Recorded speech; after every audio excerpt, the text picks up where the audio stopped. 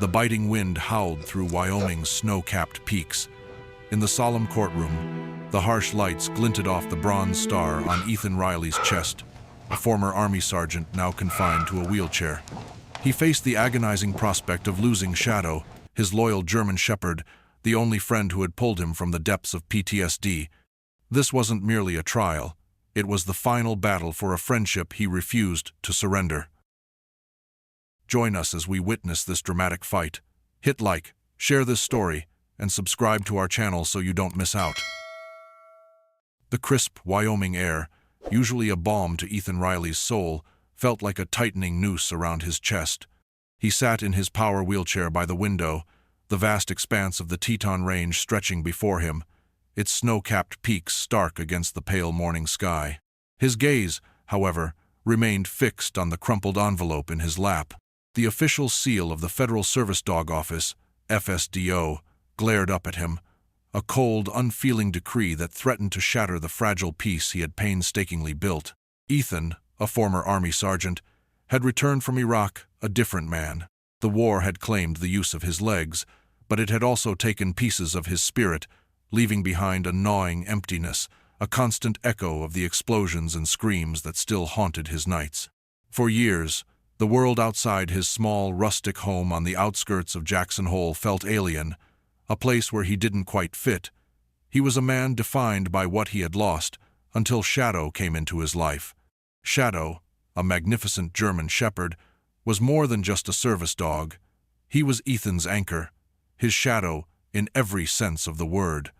At 5 years old, with a sleek, midnight black coat that shimmered in the sunlight, Shadow possessed an intelligence and loyalty that transcended typical canine companionship.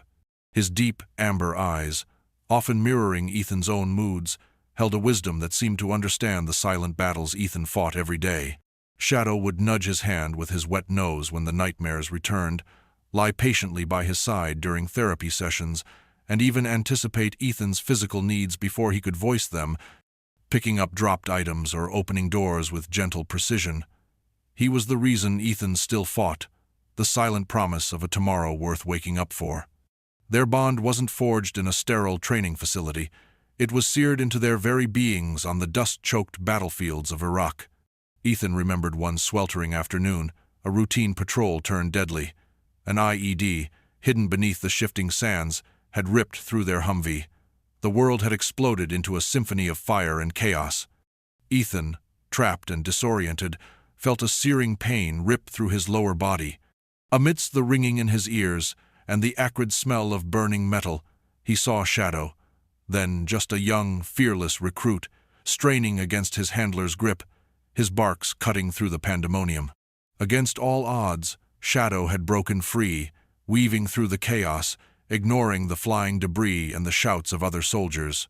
He had reached Ethan, pulling at his fatigues, dragging him clear of the wreckage, just moments before a secondary explosion engulfed their vehicle. That day, Shadow had not just saved Ethan's life, he had given him a future he didn't believe he deserved. There were other times, too, quieter moments but no less profound.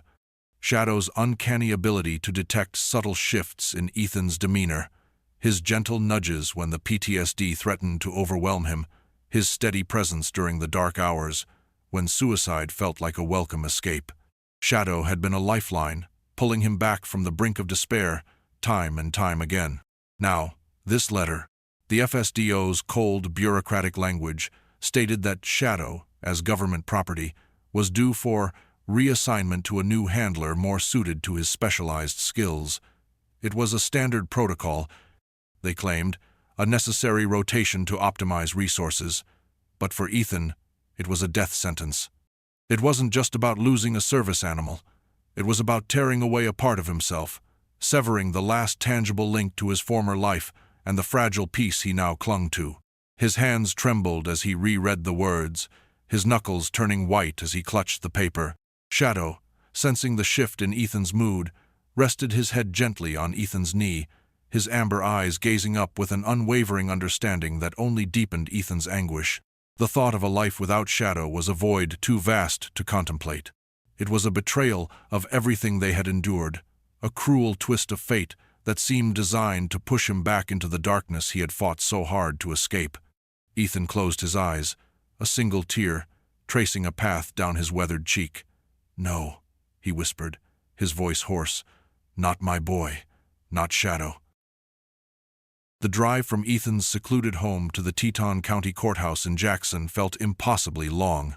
The usual beauty of the spring morning, with the last vestiges of snow melting on the distant peaks and a crisp, clean wind blowing through the valley, did little to soothe the turmoil in his heart. Every turn of the wheelchair's motor, every rustle of Shadow's fur beside him, echoed the relentless march toward an uncertain future. Shadow, as if sensing the gravity of the day, remained unusually quiet in the back of the adapted van, his head resting on Ethan's knee, a comforting weight that momentarily eased the dread. The courthouse itself was a modest stone building, its quiet dignity a stark contrast to the storm brewing within Ethan. Inside, the air was thick with unspoken tension. Ethan's lawyer, Olivia Chen, a sharp and compassionate woman with kind eyes and a no-nonsense demeanor, met them at the entrance.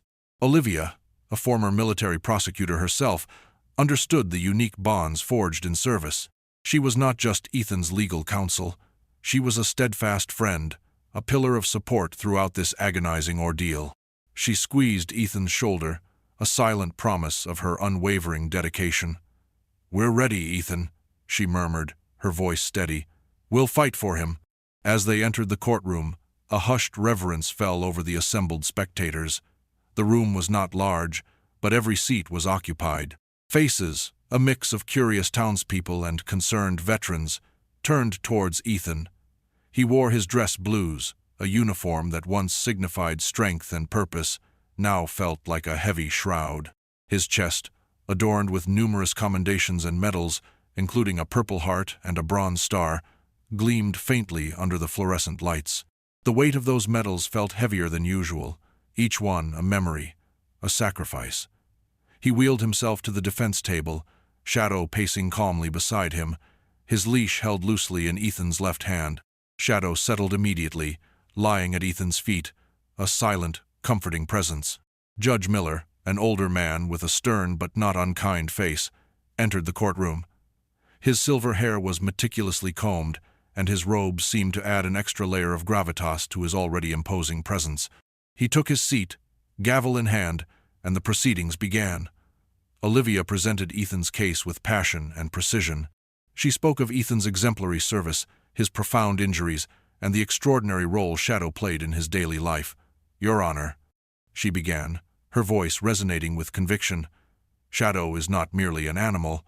He is the very foundation upon which Sergeant Riley has rebuilt his life. He is his eyes, his ears, his balance, his therapy, and his family. To separate them would be to condemn a hero to a life stripped of hope, to undermine the very principles of care we owe to those who have sacrificed so much." Ethan listened, his gaze fixed on Shadow's black fur, his fingers instinctively stroking the dog's head.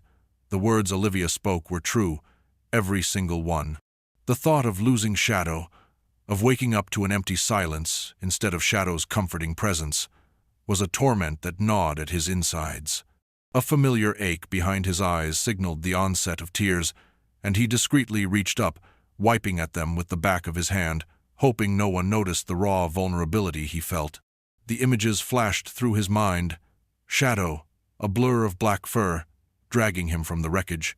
Shadow, nudging his hand in the darkest hours. Shadow, simply being there. The bond was too deep, too fundamental to be broken by a bureaucratic decree.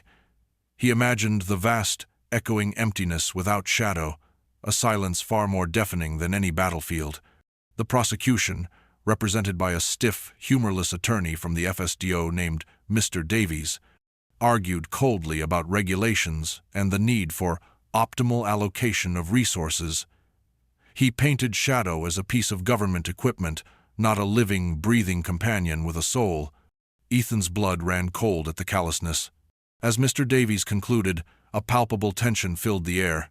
Judge Miller leaned forward, his gaze moving from Mr. Davies to Olivia, then finally resting on Ethan and Shadow. The moment of truth was upon them. Ethan's heart hammered against his ribs. He gripped Shadow's leash tighter, his knuckles white. Shadow, sensing Ethan's distress, shifted, lifting his head. Then, just as Judge Miller's hand began to descend towards his gavel, a sudden, guttural growl ripped through the profound silence of the courtroom. It wasn't a playful growl, nor a simple bark. It was deep, primal, and filled with an urgency that sent a shiver down Ethan's spine. Shadow, who had been lying calmly at Ethan's feet moments before, suddenly stood rigid, his black fur bristling along his spine. His amber eyes, usually soft and intelligent, were now fixed, intensely focused on a small, unobtrusive side door at the far end of the courtroom, a door rarely used, leading to a restricted corridor. He let out a series of sharp, insistent barks, each one echoing loudly in the stunned silence, shattering the somber atmosphere and causing everyone in the room to gasp in surprise. Shadow's sudden, guttural barks ripped through the courtroom's solemn air like a lightning strike. People gasped, chairs scraped as onlookers flinched, and a nervous murmur spread through the room. Judge Miller, initially startled, pounded his gavel, his voice booming. "Order in the court! Sergeant Riley, control your dog!" Mr. Davies, the FSDO attorney, seized the opportunity. "Your Honor, this clearly demonstrates the animal's unsuitability for a civilian environment. His unpredictable nature is a liability."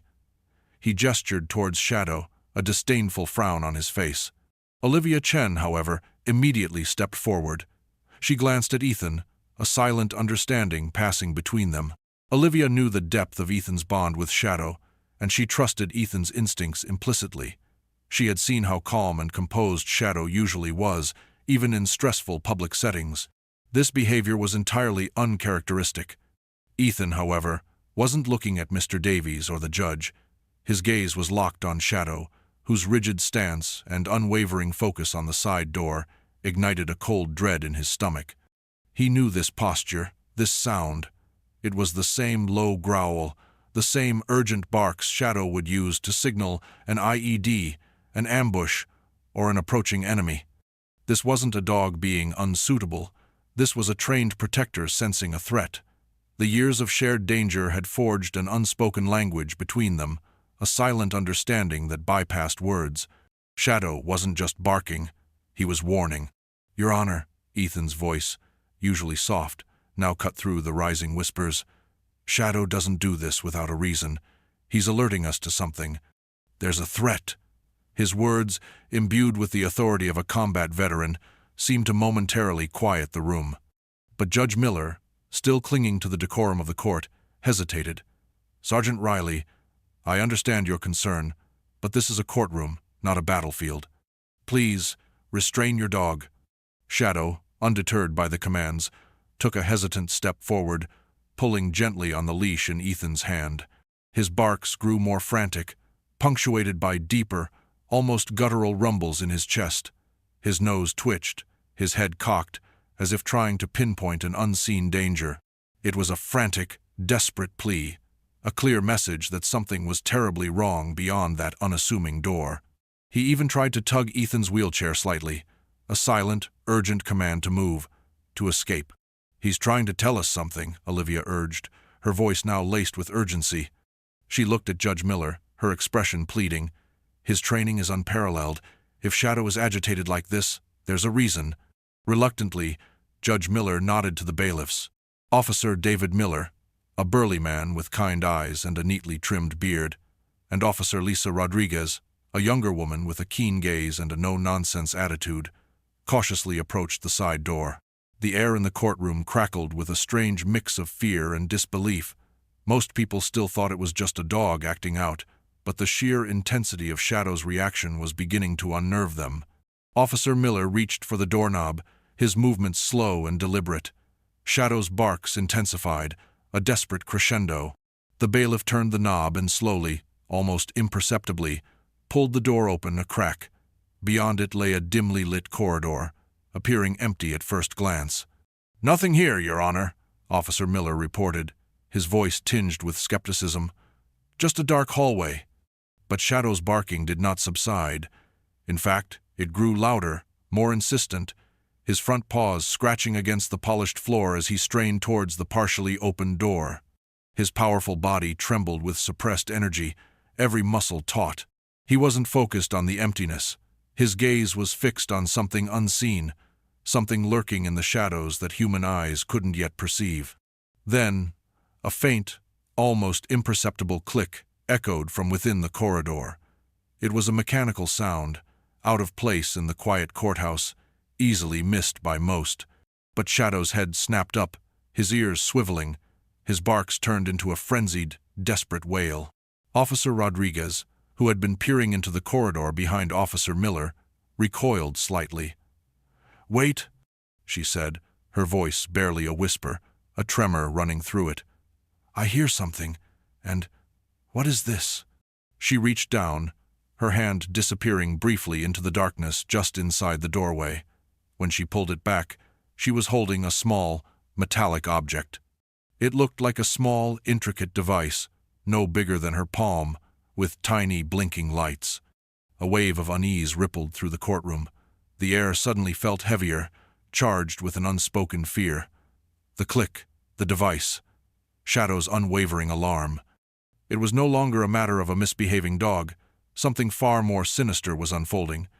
Ethan felt a familiar surge of adrenaline, a cold certainty settling in his bones. Shadow had never been wrong. And now, his barks weren't just warnings. They were desperate pleas for everyone to understand, before it was too late. The low, mechanical click and Officer Rodriguez's hushed exclamation about the device sent a ripple of collective fear through the courtroom. Shadow's frantic barks intensified, now a desperate, primal cry that echoed off the polished wood. Just as Officer Miller reached for his sidearm, the unassuming side door to the corridor burst open with a resounding crash. 3 figures, cloaked in dark, unmarked tactical gear, stormed into the room. Their faces were obscured by balaclavas, their movements swift and coordinated, betraying a military precision that sent a fresh wave of dread through Ethan. They were not interested in the small device Officer Rodriguez held. Their gazes, cold and predatory, were fixed solely on Shadow. "Stay back!" Judge Miller roared, his gavel now forgotten on the bench.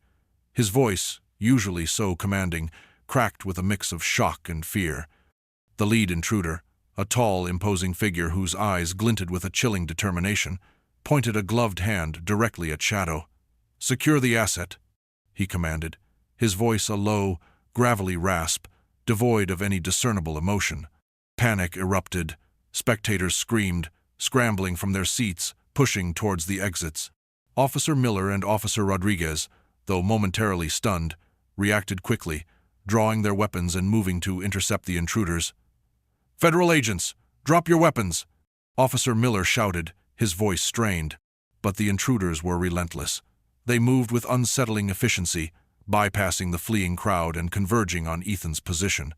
One of them, a smaller, wiry individual, deftly sidestepped Officer Rodriguez, aiming directly for Shadow. "Get back!" Ethan yelled, his voice raw with a sudden, fierce protectiveness. He braced himself, his hands gripping the armrests of his wheelchair, ready to put himself between Shadow and these shadowy figures. Shadow, sensing the immediate danger, responded instantly. His bark ceased, replaced by a low, menacing growl that vibrated through the floor. He bared his teeth, a formidable display of canid power, his body tensing, ready to spring. At that exact moment, the small, blinking device in Officer Rodriguez's hand pulsed with a final, urgent red light. There was a sharp hiss, followed by a muffled thump. A cloud of non-toxic, disorienting gas momentarily filled the air around her, but it quickly dissipated, revealing the device had simply released its contents and ceased functioning.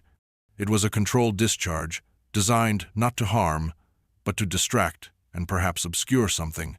Yet, the small object that tumbled from where the gas had emanated was not just an inert casing. It was a secondary component, a tiny, sophisticated data chip that landed squarely on the polished floor, reflecting the chaotic courtroom lights. "A data chip!"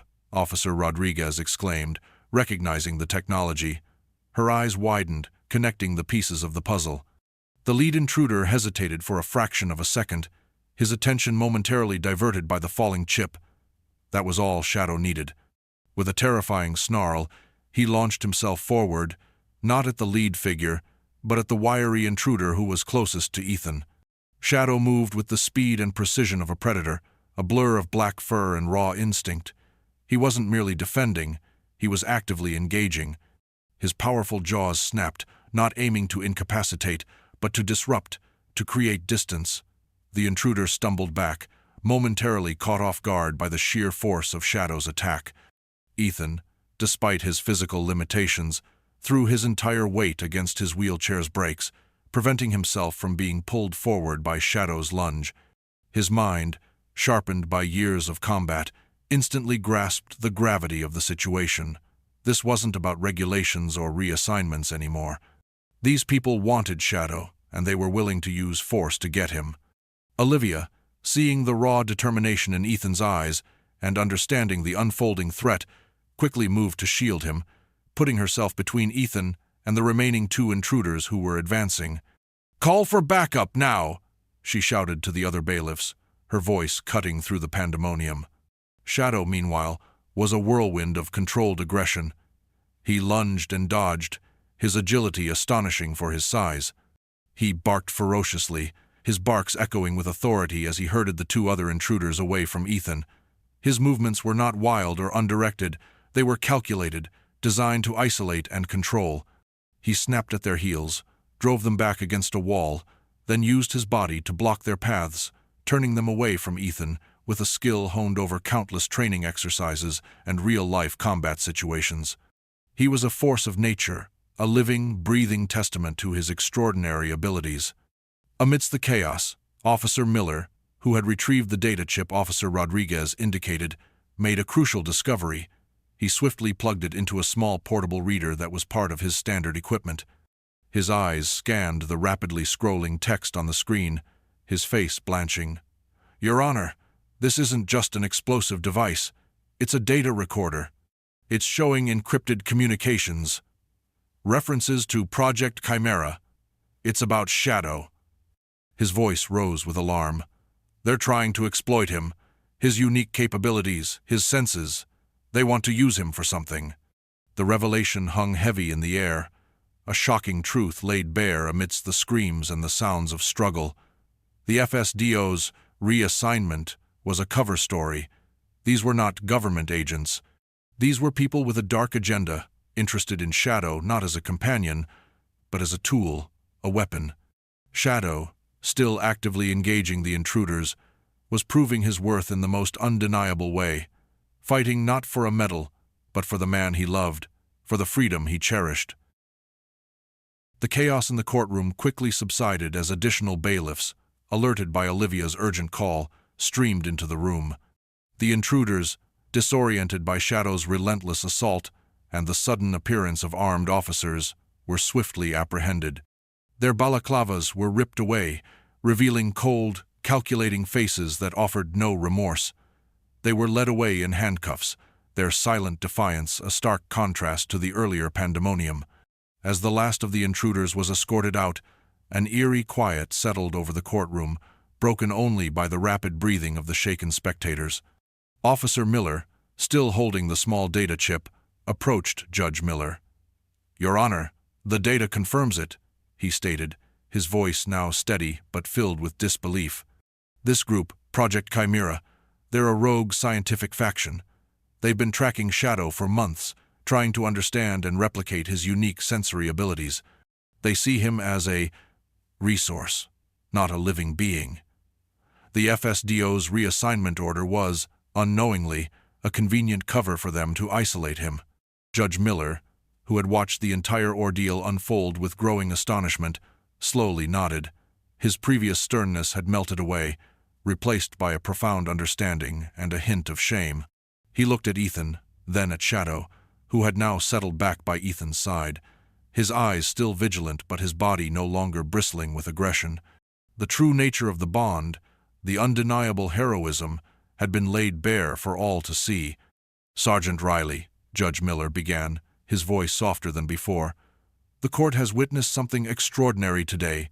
The courage of your service dog, Shadow, and your unwavering trust in him has not only prevented a potential catastrophe but has also exposed a dangerous agenda.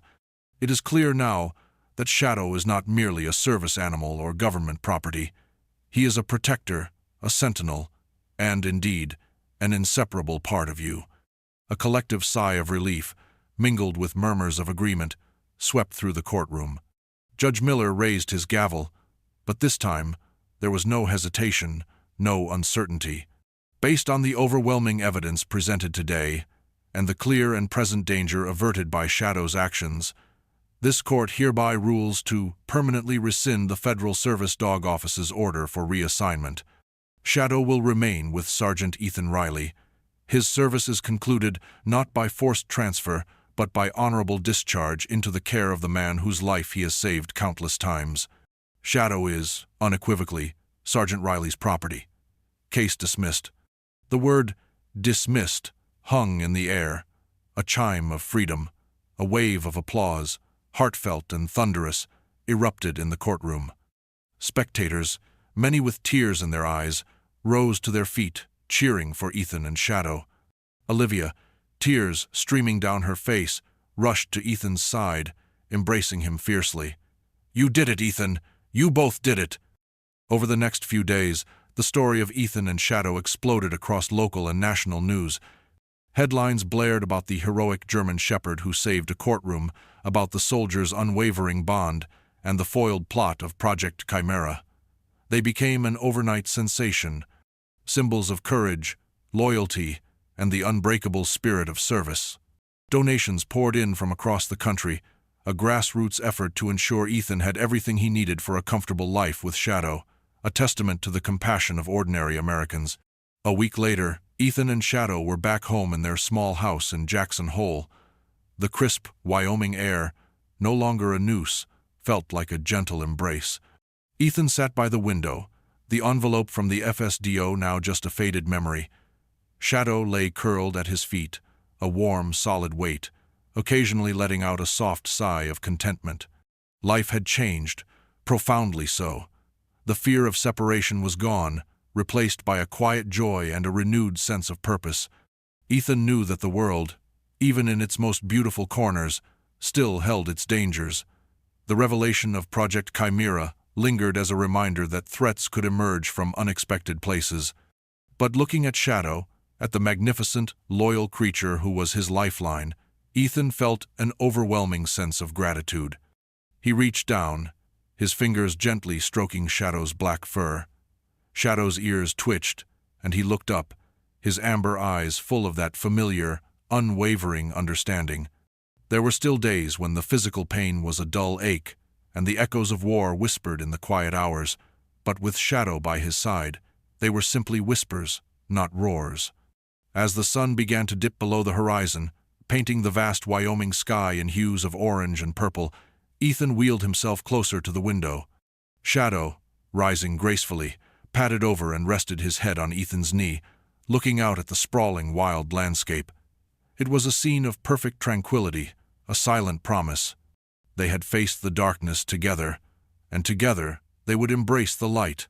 Their bond, forged in fire and cemented by loyalty, was a powerful, everlasting testament to the profound connection between a man and his dog, a bond that no decree, no enemy, could ever truly break. As the Wyoming sunset painted the sky in hues of gold and crimson, Ethan knew that some bonds are forged in the fires of adversity, becoming unbreakable threads of loyalty and love.